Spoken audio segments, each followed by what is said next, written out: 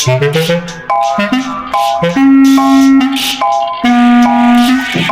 aalis po muna ako.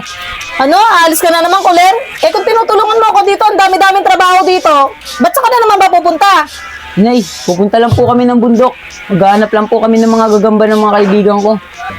Ano? Pupunta kayo ng bundok? Saan bundok ba yan? Nay, diyan lang po sa bundok ng Shalala. Ano, Kuler? Sa bundok ng Shalala ka pa pupunta? Alam mo bang marami na nakapunta doon pero hindi na nakabalik? Yan ka na naman, Nay. Naniniwala ka lagi sa sabi-sabi. Sige na, alis na ako. Saglit lang naman ako eh. Tigas talaga ng ulo ng batang to, Kuler! Huwag ka pumunta rin sabi! Ano ba yan, Mokoy? Nasaan na ba si Kuler? Tsaka, saan ba tayo pupunta? Eh, di ko nga rin alam eh. Basta sabi niya, siya na bahala. Marami daw gagamba doon. Hindi din ba? Yan! Mokoy, pasensya na kayo. Natagalan ako eh. Tagal mo naman. Bakit ngayon ka lang dumating? Tsaka nga pala, saan ba tayo pupunta? Sigurado ako, sa pupunta natin, maraming gagamba. Doon tayo pupunta sa bundok ng Shalala. Bundok ng Shalala, ah. Parang narinig ko na yung Kuler. Pero hayaan mo na. Tara na, para makadami na tayo. Tama ka, tara. Uy, Mokoy, ano bang ginagawa mo dyan? Tara na!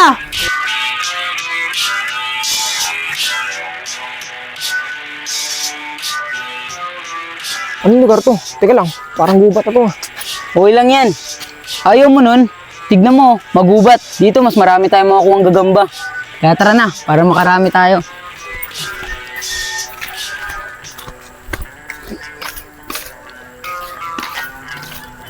Hoy, mga bata. Saan kayo pupunta? Kuya, dito po sa loob ng gubat. Mangunguha po kami ng gagamba. Kuya, hayaan mo na sila. Aba, Michelle. Kaya mo na lang ba yung mga batang yan? Alam mo naman, delikado sa loob na yan. May hiwaga yung gubat na yan. Maraming nawawalang tao dyan.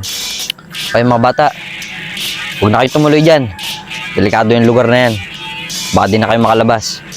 Ganun po ba, kuya? Sige po, alis na lang po kami. Tara na. Sige, huwag na kayo papasok dyan ha. Tara na. Tara na, malayo na sila. Sigurado ba? Sabihin lang, may hiwaga dito eh. Baka mapano tayo. Hindi yan, magpapaniwala ka dun. Tara na.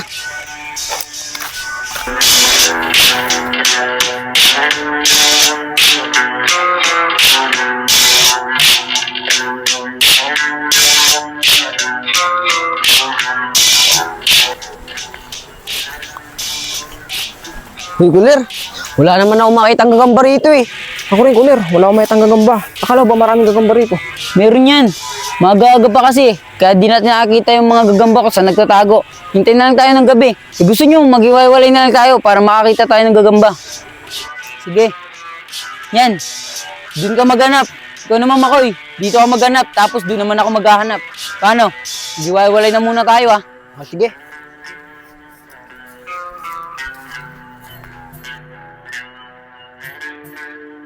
Wala pa rin tayong makitang gagamba, no? Yan! Makoy! Tara! Punta tayo doon! May nakita akong kuweba! Tapos may kabaong! Tara! Buksan natin! Ano ka ba? Baka ano laman nun? Ano ko ba yan? Mali mo, kaya manin laman ng kabaong. Tara, buksan natin! Ano mo, Koy? Kasama pa tayo? Sige, tara, sumama tayo. Tara, buksan natin. Tara dito!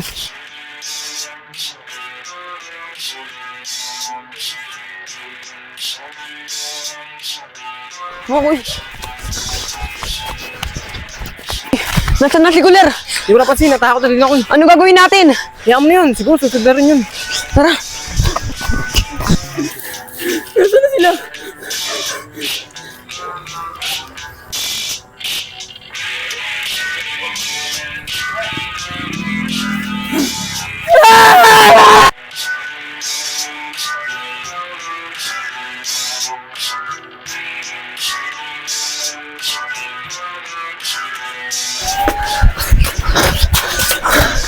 Yan.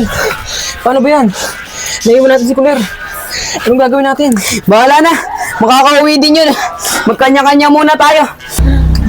Makoy, dito na muna ako ah! Sige, sige, ako rin. Kuler! Kuler! Buti nakauwi ka! Makoy! Si Kuler oh! Buti na lang Kuler! Nakauwi ka na! Naabutan ka ba niya? Oo nga, Kuler. Okay ka lang ba?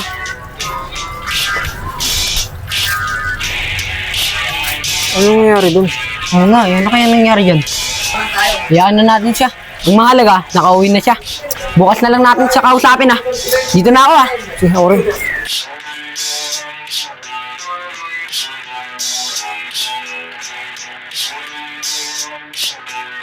Hepe, tulungan niyo po ako. Kasi po yung anak ko, 2 araw na pong parang wala siya sa sarili niya at nagwawala siya. Hindi ko po alam kung anong gagawin ko sa kanya. Eh, Mrs., 2 araw na pala nangyari sa kanya yun eh. Ano ba nangyari at saan siya nanggaling? Ang pagkakatanda ko po kasi, Hepe, pumunta siya dun sa bundok ng Shalala. Tapos pagbalik niya, tulala na po siya at namumutla. Kaya po inobserbahan ko muna ng 2 araw. Tapos eto po, nagwawala na po siya. Bundok ng Shalala. Parang narinig ko na yun ah. Siya nga pala, Mrs. Bakit hindi nyo sinubukan dali niya kay Manong Albularyo si Landong Putik, yung pinakamagaling natin albularyo rito sa bayan natin? Hepe, gusto ko nga po sanang dalhin yung anak ko kay Landong Putik, yung sikat na albularyo dito sa bayan natin. Kaso po nung sinubukan ko, hindi ko po talaga kaya eh. Nagwawala siya at napakalakas niya eh. Kaya po pansamantala, sinara ko muna yung pinto para po tawagin kayo para tulungan ako. Ganun po ba, Mrs.? Maaari po ba muna namin tignan kung ano yung kalagayan ng anak nyo? Para bago tayo pumunta kay sikat na albularyong si Tandang Landong Putik. Sige po, Hepe. Tignan niyo po. Pero mag-ingat po kayo kasi masyado pong delikado kasi nagwawala na siya.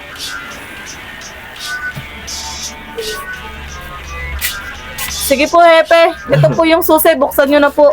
Sige, mag-ingat tayo. Patungan nyo.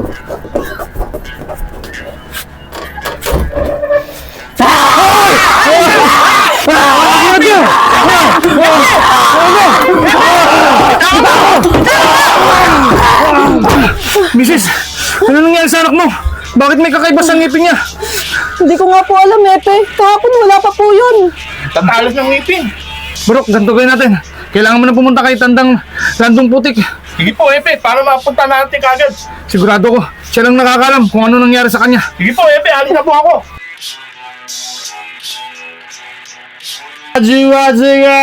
Atu! Azu! Akajicha! Achuka chuku chuku chak!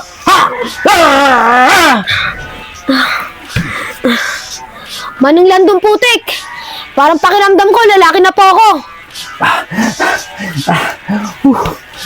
Ganun ba, Ginoo? Nararamdaman mo ba ang pagkalalaki mo? Pero, Ginoo, pansamantala lang yan. Sa umaga mo lang magagamit ang pagkalalaki mo. Pero sa gabi, ikaw ay maging isang sirena pa. Okay lang po yun. At least, di alam ng mga tao dito na isa akong sirena. Pero wag kang magalala, Ginoo. Bibigyan kita ng 3 dahon na to.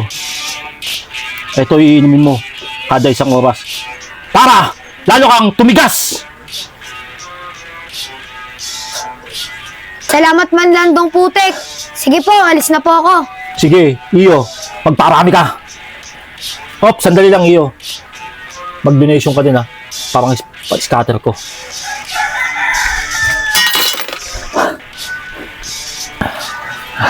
Pagod.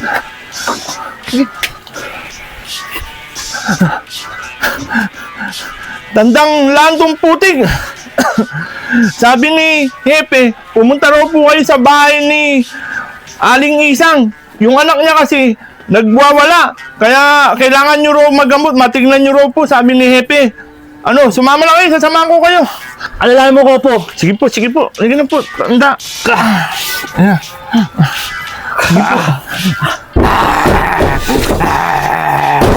Hepe, nandito na po si Tandang Landong Putik. Oh, Mang Landong Putik, mabuti naman po, nakarating na kayo. Pumasok po kayo. Masok na po kay Tandang Landong. Ano nangyari dyan? Di nga po namin alam kung ano nangyayari. Tandang Landong Putik, mag-ingat po kayo. Napakadelikado po dyan. Nagwawala po yung anak ko. Huwag kayo mag-alala. Ako ang pinakamagaling albularyo sa ating lugar. At ako isang Indio. Kailangan ko siya matignan para malaman ko kung ano ang kalagayan niya. Basta mag-ingat lang po kayo. Opo, mag-ingat po kayo.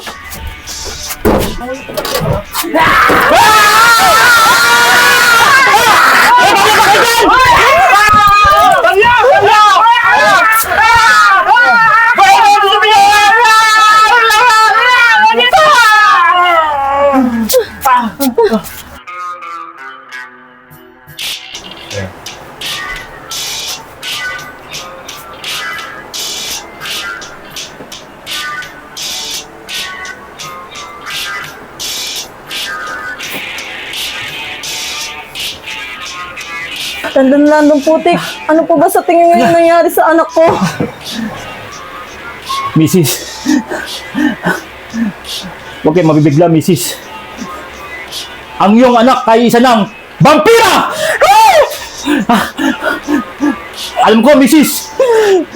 Kung siya punta sa bundok ng Shalala! Shalalalala! Shalala in the mo. Teka, Mrs. Hindi po ganyan, Mrs. Tama po kayo. Ang pagkakaalala ko, ang huling pinuntahan ng anak ko ay yung bundok ng Shalala para manguha ng gagamba. Tama ka, Mrs. Yan ang kalaban ng lolo ko. Ibig sabihin, Mrs. Si King Dracula ay nabuhay ng muli. Tandang Landong Putik, ano po bang paraan para maibalik yung anak ko sa sarili niyang katauhan? Mrs. Kinalulungkot ko. Kailangan siyang tapusin at sunugin. Anak ko!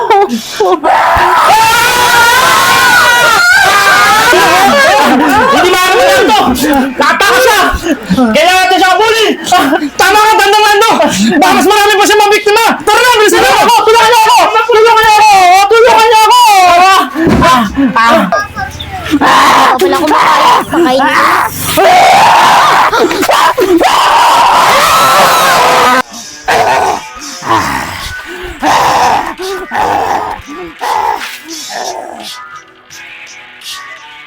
Grabe naman to si nanay. Ito sabi ako bumili ng bako.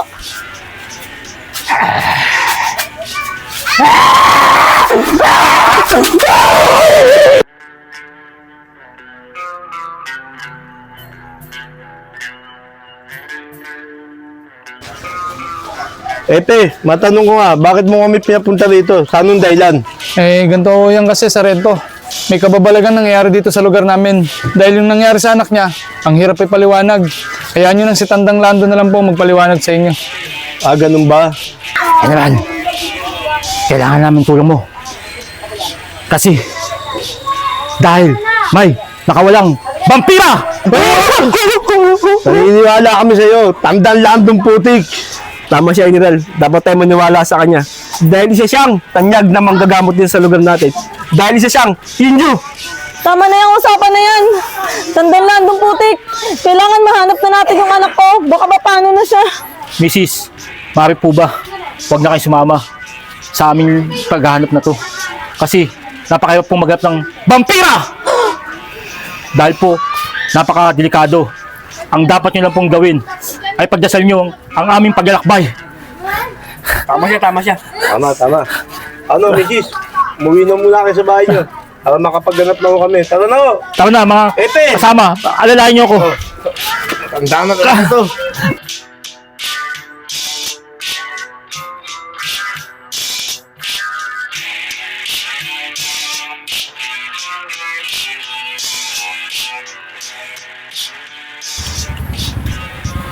Ayun! Ayun yung mga batang vampira! Muli natin! Tara, grocery pa! Grocery pa, muli natin! Wow, mga vampira.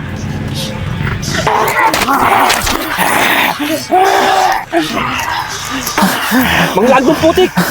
Paano ba natin sila matatalo? Mukhang malalakas sila! Ang kailangan lang natin sa kanya, ang 3 barya! Akin na! Dadasal ako! May barya ba kayo dyan? May barya pa ako! May barya ako! Mga Landong Putik! Ito na! Agu-gadzu! Agu-gadzu! Agu-gadzu! Mga kasama! Lusubin natin sila at yung hawakan para maikabit na ang mga barya sa kanila! Tara na mga kasama!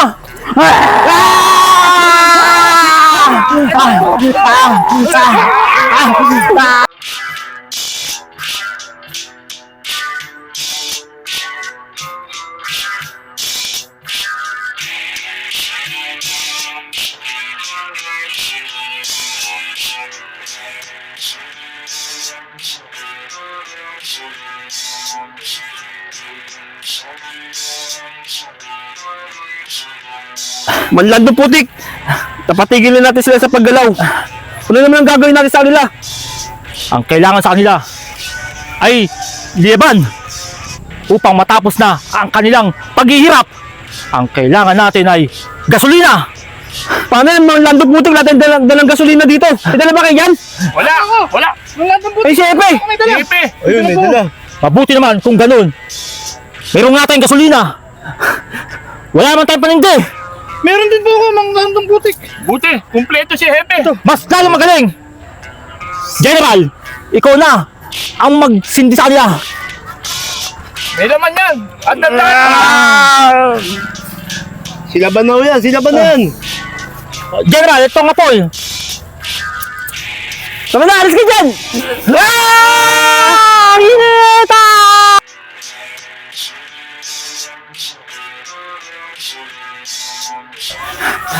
Paano na yan? Mang Landong Tandang Putik. Ngayon wala na po yung mga vampira. Malaya na po ba ang ating lugar? Diyan ka nagkakamali, Hepe. Nagsisimula pa lang ating laban. Kailangan natin puntahan ang punot dulo nitong laban na to. Kailangan natin mahanap si King Dracula! Siya ang tunay nagdala ng virus na to sa lugar natin! Hepe! kung ganyan po, Tandang Lando, dapat na natin mapuntahan si King Dracula. Hindi pwede mga kasama. Sapagkat malapit na maggabi. Sapagkat ang King Dracula sa gabi siya malakas. Kaya ang kailangan natin na magpahinga at ipagpabukas na natin ang ating paglalakbay. Kaya ngayon mga kasama, kailangan natin umuwi at makapagpahinga para makabawi tayo ng lakas. Tara na mga kasama, tayo umuwi na. Tara, alalayan natin si Alalayan niyo Tanda. ako mga kaibigan.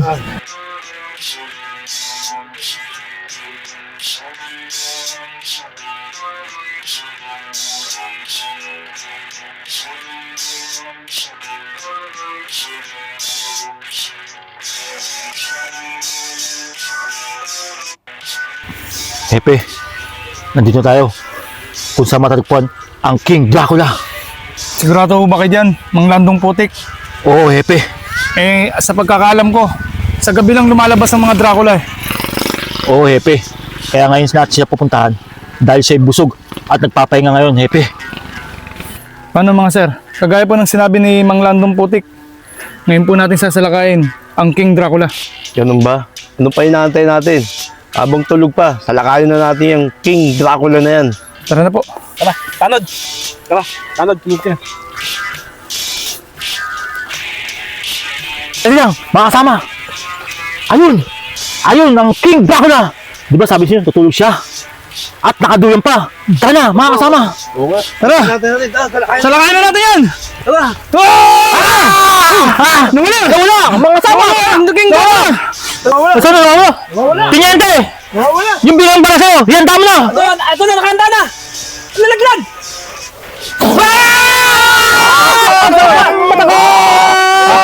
Nakakita!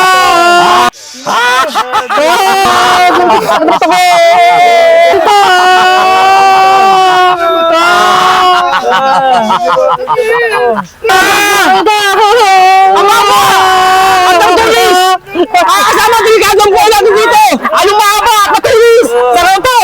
Ang haba ng baba niya! Lawakin mo ako! Lawakin mo ako! Ang haba nga!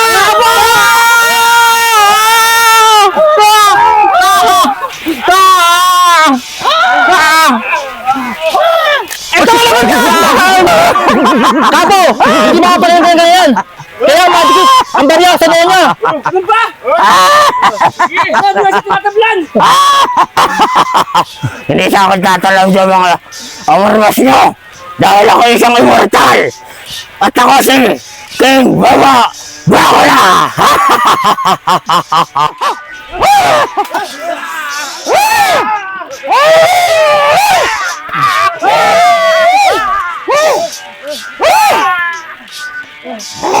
Baba Dracula! Ako ang harapin mo!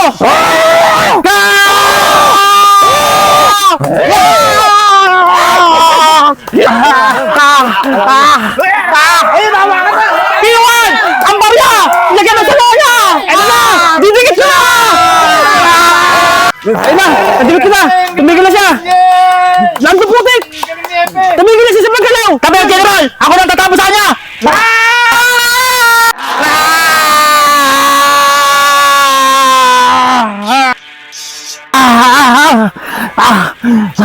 Ay! Yun! General! Okay na po ba? Tapos na! Mang Landong Putik! Natalo na ba natin si King Baba Dracula! Oh, Hepe. Natalo natin ang kasamaan ni King Baba Dracula! Tara na! Makauwi na tayo para tayo makapagpahinga na. Epe! Teka lang po!